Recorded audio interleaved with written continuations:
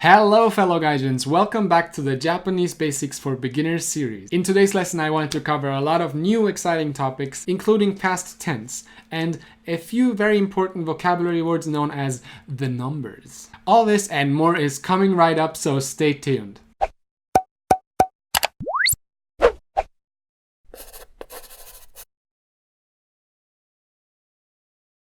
I actually just finished all the parts from this episode, and then I noticed I didn't talk about the sentence from last time, so let's do this real quick. Of course, by my magic hands and the magic of editing, this will be at the beginning of the video, but in real time, I'm actually already kind of exhausted. あなたはそばが好きですか? 私の犬はいつもそばを食べるから、犬の名前はそば子です。Now let's break it down real quick.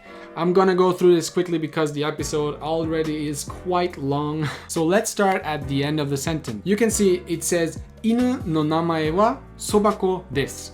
Now we learned in the last episode that this just means the dog's name is sobako. Now the kara at the middle of the sentence actually tells you that everything that comes before it is the reason for the dog's name being sobako. And here it says 私の犬はいつもそばを食べる. And this is the same sentence we had before, so you already know what that means. If you add everything I just said together, it's just my dog always eats soba. That's why, kara means that's why. It's much easier to translate it as that's why and not as because. Because if you translate it as because, you have to turn around the sentences. And I don't like doing that, so I always translate kara as that's why. If you get used to this, it will be much easier to understand sentences that use kara. So again, I got sidetracked a little. My dog always eats soba. That's why his name, or the dog's name, is sobako. Now let's go to the first sentence. あなたはそばが好きですか? We haven't covered the particle ga yet, but it's not important to understand the sentence because you know what ski means, you know the other words. Wa just marks anata as the subject and anata means you. So, you is the subject, soba ga suki means liking soba, and desu ka is the question. If you put those things together in your head, it just means, do you like soba?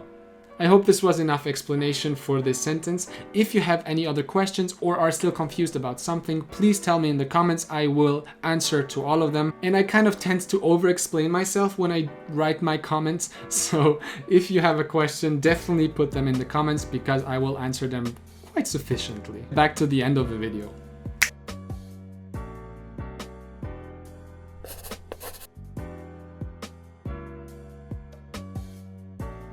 Let's talk about the new katakana. The new katakana for today are the ones that start with T. There are 5 kanas that start with T, starting with ta, ta,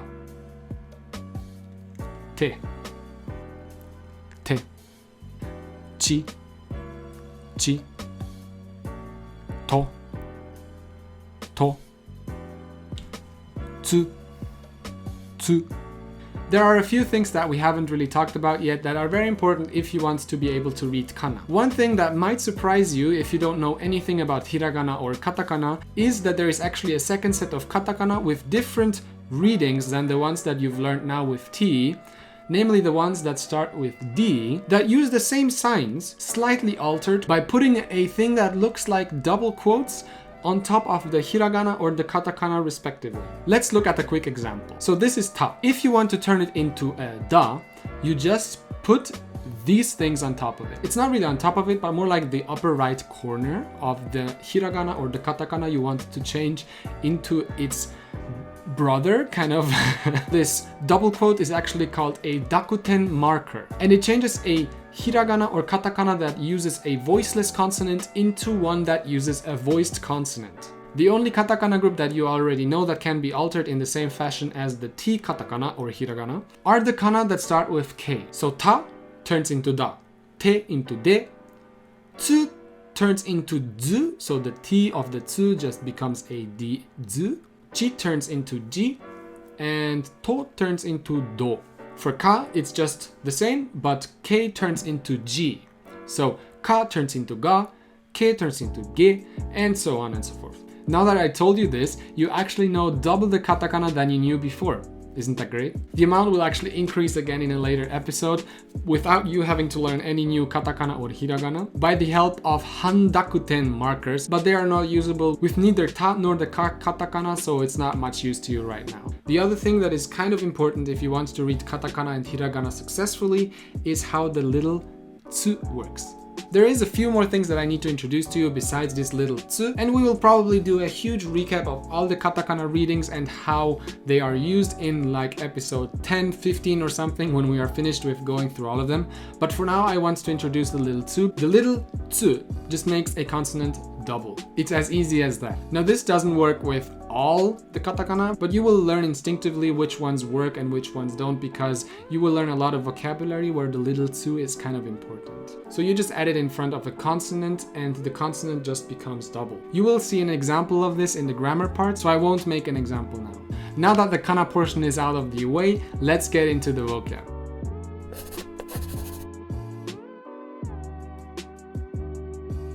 Today's vocab is kind of special. I mentioned it before, but today's vocab is almost only numbers. The Sino-Japanese numbers, which are the numbers that were inspired from Chinese. So let's look at the Sino-Japanese numbers, or just the number system. One thing I have to mention though is that there are actual original Japanese numbers that are used for things like counting things or people and so on. We will look at those, I think, in episode 6 if I remember correctly. 1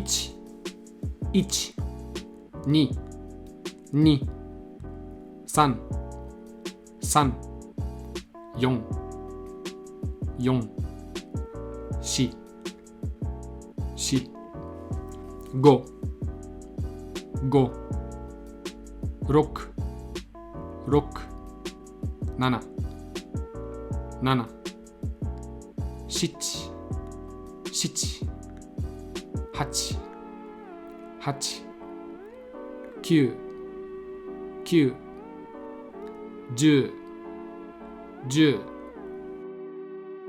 Those are the 10 basic numbers from 1 to 10.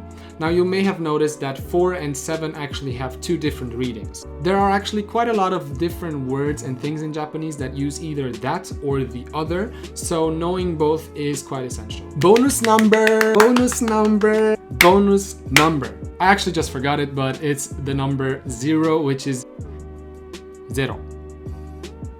0. And you might have guessed it, but I'm a 9-year-old. One more word that is really important if you want to master the numbers is sai.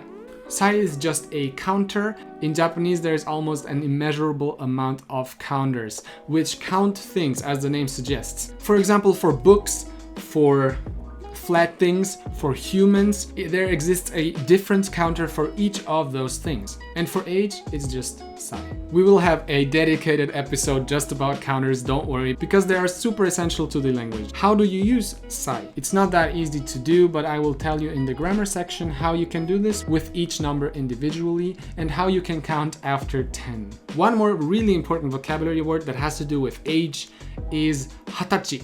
This just means 20 years old. Now usually one would think it's 20 sai, which would just mean 2, 10, and age. So this would be the logical approach, but for some reason the Japanese just thought, let's just the number system and put in a word for just this age. Hatachi. Hatachi. The remaining 2 vocabulary words that have nothing to do with numbers are kara and made. Kara just means from, and made means until or to. Kara. Kara. Made. Made. Alrighty, let's get into the kanjis.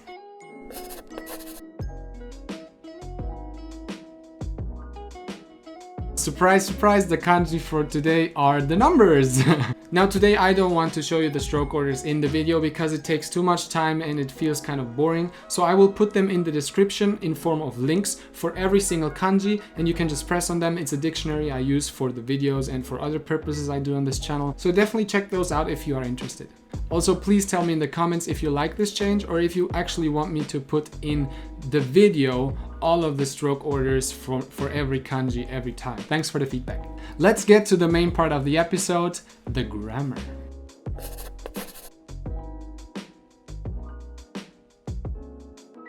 You know the numbers now, but how do you say how old you are? Just adding sai at the end of the numbers is sadly not enough. The numbers change a little bit if you add sai at the end. Here's the way they change. 1歳 1歳 2歳 2歳 3歳 3歳 4歳 4歳 5歳 5歳 6歳 6歳 7歳 7歳 8歳 8歳 9歳 9歳 10歳 10歳 As you can see, a lot of those ages use the little tsu we talked about in the kana part. For example, 8歳 8歳, which means 8 years old, the sa just becomes sa. You get my point, right? 20歳, which we also talked about in the vocabulary part, is also kind of a special case. It just means 20 years old. Why Japan? Why? How do you count after 10? It's really easy. You take 10 and then you add a number after it. For example, 11. It's 11. Just goes on like this. Isn't that nice? Compare this to French, which has like 50 different number rules and things in the first 20 numbers, which doesn't really make sense because it's less than the numbers itself. But yeah, Japanese numbers are no biggie. They can get a little bit complicated if you go into counting because the counters and all that stuff are a little bit confusing, but we don't talk about this now, so you should be good. If you want to make 20, 30, 40, or 45, for example, you add the number in front of the 10. So, 20 is 20. 21 is 21.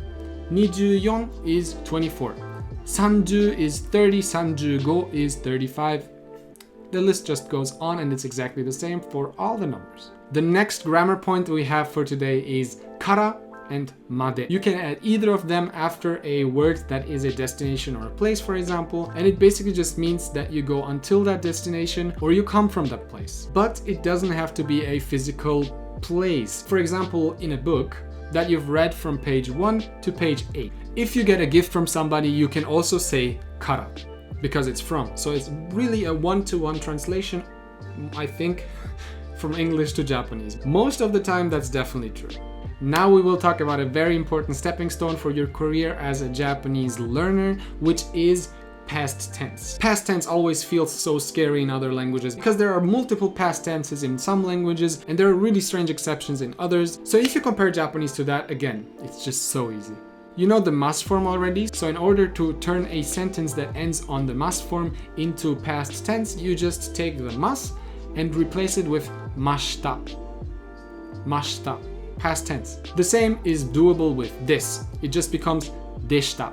Now you can say anything you want in past tense because that's all there is to it. Of course, right now we only talk about affirmative things and not about the negative forms of mas or other stuff we have talked about until now. This will come tomorrow in the next episode, so stay tuned for that. We will also add the past tense of the negative form tomorrow, so I think the things that we learn now are pretty expensive for your Japanese knowledge. If you like that fact and you like this series, consider leaving a like and also subscribing if you haven't yet. So I think I said this in every episode up till now. Why aren't you subscribed yet? Yes, that was the jump from the beginning to the video to now. Oh. This video is gonna be such a mess to edit, but you're not gonna notice this, so whatever. Now let's get to the sentence for today.